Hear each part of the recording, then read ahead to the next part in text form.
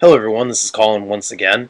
I just finished William James's The Varieties of Religious Experiences, and it was a really great book. He is one of the first American psychologists and one of the first psychologists in recorded history. Um, well, maybe shouldn't say recorded history, but he is definitely one of the pioneers in the field of psychology and philosophy of religion. The main premise of his book, which I think is a very important subject, is looking at religious experiences based on individuals. In other words, he does not really go into great detail throughout the entire book about organized religion in the sense of dogma or theological points. Rather, he tries to chronicle, and he does so in a very great way, the psychological effects of individual religious experiences. And then essentially, he begins the book, first half of the book, he talks about almost the cognitive reaction to religious experiences. He says that religions create positive attitudes in the human psyche, and that even if you're experiencing depression or very negative mental stimuli, religions and the teachings of religions and certain religious experiences can bring people out of a feeling of the self, what he called the divided self, so a conflict between positive and negative thoughts, and that religious teachings at their blissful core can bring people out of this division, which he called the process of conversion. And I want to be clear, he doesn't mean like conversion like converting from one religion to another. He uses the term as if a mental conversion, a transformation has taken place. So I want to read a couple passages from his book that I found very striking. This first one is from page 364. One word also about the reproach that in following this sort of empirical method we are handing ourselves over to systematic skepticism. Since it is impossible to deny secular alterations in our sentiments and needs, it would be absurd to affirm that one's own age of the world can be beyond correction by the next age.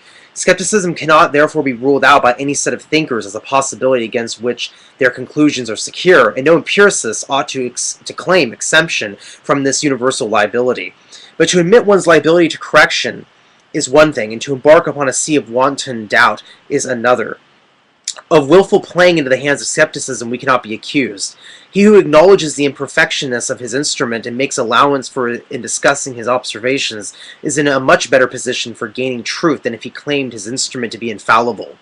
Or is dogmatic or scholastic theology less doubted in point of fact for claiming as it does to be in point of right undoubtable?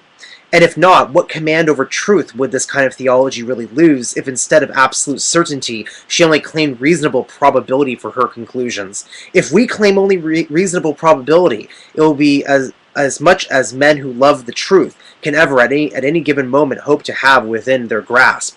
Pretty surely it will be more than we could have had if we were unconscious of our liability to error. Nevertheless, dogmatism will doubtless continue to condemn us for this confession. The mere outward form of inalterable certainty is so precious to some minds that to renounce it explicitly is for them out of the question. They will claim it even when the facts most patently pronounce its folly. But the safe thing is surely to recognize that all the insights of creatures of a day like ourselves must be provisional. The wisest of critics is an altering being, subject to the better insight of the morrow, and right at any moment only up to date and on the whole. When larger ranges of truth open, it is surely best to be able to open them ourselves to their reception, unfettered by our previous pretensions. Partly known, when half gods go, the gods arrive. The fact of diverse judgments about religious phenomena is therefore entirely inescapable, whatever may be one's own desire to attain the irreversible. But apart from that fact, a more fundamental question awaits us, the question whether men's opinions ought to be expected to be absolutely uniform in this field. Ought all men to have the same religion? Ought they to approve the same fruits and follow the same leadings? Are they so like in their inner needs that for hard and soft, for proud and humble, for strenuous and lazy, for healthy-minded and despairing, exactly the same religious incentives are required? Or are different functions in the organism of humanity allotted to different types of man, so that some may really be the better for a religion of consultation and reassurance, whilst others are better for one of terror and reproof? It might conceivably be so, and we shall, I think, more and more suspect it to be so as we go on. And if it be so, how can any possible judge or critic help being biased in favor of the religion by which his own needs are best met? He aspires to be to impartiality, but he is too close to the struggle not to be, to some degree, a participant, and he is sure to approve most warmly those fruits of piety in others, which taste more good and prove most nourishing to him. I am well aware of how anarchic much of what I say may sound. Expressing myself this abstractly and briefly, I may seem to despair of the very notion of truth, but I beseech you to reserve your judgment until we see it applied to the details which lie before us. I do indeed disbelieve that we or any other mortal men can attain on a given day to absolutely incorrigible and unimprovable truth about such matters of fact as those with which religions deal. But I reject this dogmatic ideal not out of a perverse delight in intellectual instability. I am no lover of disorder and doubt as such. Rather do I fear to lose truth by this presentation to possess it already wholly, that we can gain more and more of it by moving always in the right direction. I believe as much as anyone, and I hope to bring you all to my way of thinking before the termination of these lectures. Till then, do not, I pray you, harden your minds irrevocably against the empiricism which I profess. And so he goes on to really talk, and then he also mentions this as well on page 367. He says, in critical judging of the value of religious phenomena, it is very important to insist on the distinction between religion as an individual personal function and religion as an institutional, corporate, or tribal product. I drew this distinction, and you remember in my second lecture. The word religion, as ordinarily used, is equivocal. A survey of history shows us that, as a rule, religious geniuses attract disciples and produce groups of sympathizers. When their groups get strong enough to organize themselves, they become ecclesiastical institutions with corporate ambitions of their own.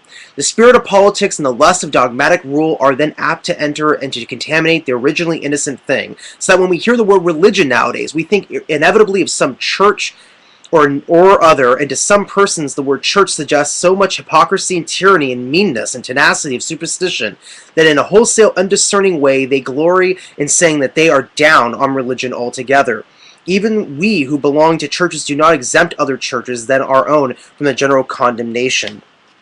So again, he then goes on to talk about later in the book discussions on mysticism and philosophical inquiries into religious experiences. So again, his major theme is looking at individual religious experiences instead of a complete organization. What he finds, his conclusion of his book, is that there are so many commonalities with these varieties of religious experiences that it would be impossible to deny the commonalities. So regardless of what you call yourself as a label or an external reality, internally the processes that every religious person experiences is without a shadow of a doubt, on a psychological level and on a spiritual level, the same. He then goes on to say, on page, jumping ahead to 550, he says, taking creeds and faith state together as forming religions and treating these as purely subjective phenomena, without regard to the question of their truth, we are obliged, on account of their extraordinary influence upon action and endurance, to class them amongst the most important biological functions of mankind. Their stimulant and anesthetic effect is so great that Professor Liba, in a recent article, goes so far as to say that so long as men can use their God, they care very little who he is or even whether he is at all. The truth of the matter can be put, says Liba, in this way. God is not known, he is not understood, he is used. Sometimes as meat purveyor, sometimes as moral support, sometimes as friend, sometimes as an object of love. If he proves himself useful, the religious consciousness asks for no more than that. Does God really exist? How does he exist? What is he? Are so many irrelevant questions. Not God, but life, more life, a larger, richer, more satisfying life is, in the last analysis, the end of religion. The love of life at any and every level of development is the religious impulse. At this purely subjective rating, therefore, religion must be considered vindicated in a certain way from the attacks of her critics. It would seem that she cannot be a mere anachronism in survival, but must exert a permanent function, whether she be with or without intellectual content, and whether if she have any, it be true or false. And the last segment on page 570 is the ideal power with which we feel ourselves in connection the God of ordinary men, is both by ordinary men and by philosophers endowed with certain of those metaphysical attributes, which in the lecture on philosophy I treated with such disrespect. He is assumed as a matter of course to be one and only, and to be infinite, and the notion of many finite gods is one which hardly anyone thinks is worth while to consider, and still less to uphold.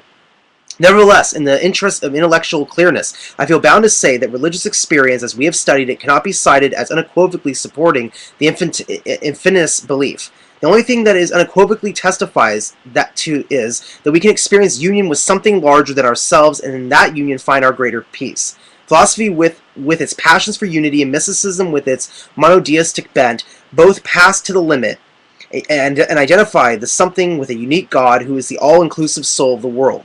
Popular opinion, respectful to their authority, follows the example which they set.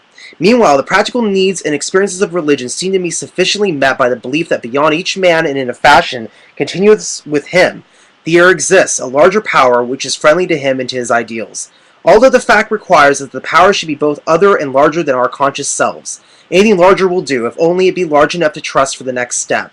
It need not be infinite. It need not be solitary. It might conceivably even be only larger and more godlike self, of which the present self would be but the mutilated expression, and the universe might conceivably be a collection of such selves, or of different degrees of inclusiveness, with no absolute unity realized in it at all.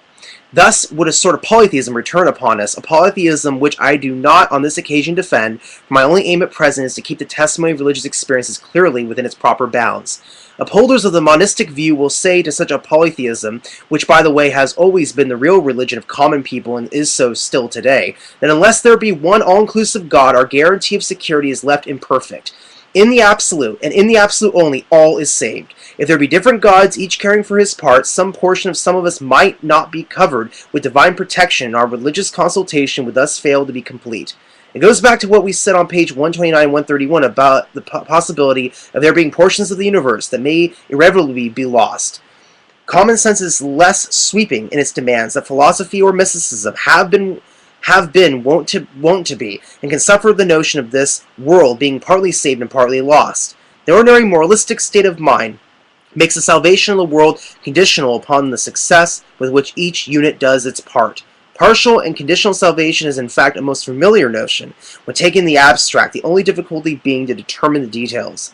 Some men are even disinterested enough to be willing to be in the unsaved remnant as far as their persons go, if only they can be persuaded that their cause will prevail. All of us are willing, whenever our actively excitement rises sufficiently high. I think, in fact, that a final philosophy of religion will have to consider the pluralistic hypothesis more seriously than it has hitherto been willing to consider. For practical life, at any rate, the chance of salvation is enough. No fact in human nature is more characteristic than its willingness to live on chance.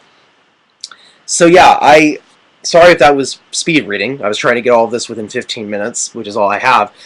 But like I said, his essential thesis is that he studied the individual experiences that we have and found that within all religions there is these commonalities that recorded religious experiences, whether prayer, mystical experiences, spiritual, they all, regardless of label of which religion we're talking about, they all experience the same psychological and spiritual experience, and where that takes them are all extremely common. This is across the board. So this kind of goes into the discussion I've been having about, Farhan Qureshi and others, myself included, that at the end of the day, it is up to the individual and their relationship to what they perceive as being spirituality or God, and that relationship, it does ultimately come down to individuals. And you can have these organizations, and you can have these large theological, metaphysical concepts that we can discuss and disagree with each other. But at the end of the day, it has to really start with the individual and the personal experiences that we all have that ultimately lead us in the directions of our relationship with our idea of God and our psychological function in relationship to that higher universal mystery with which we try to understand on a theological and spiritual and psychological level. So again, no one has to agree with this. Like the Max Mueller video before this, this is simply for your consideration. Thank you everyone for watching. Peace be with you all.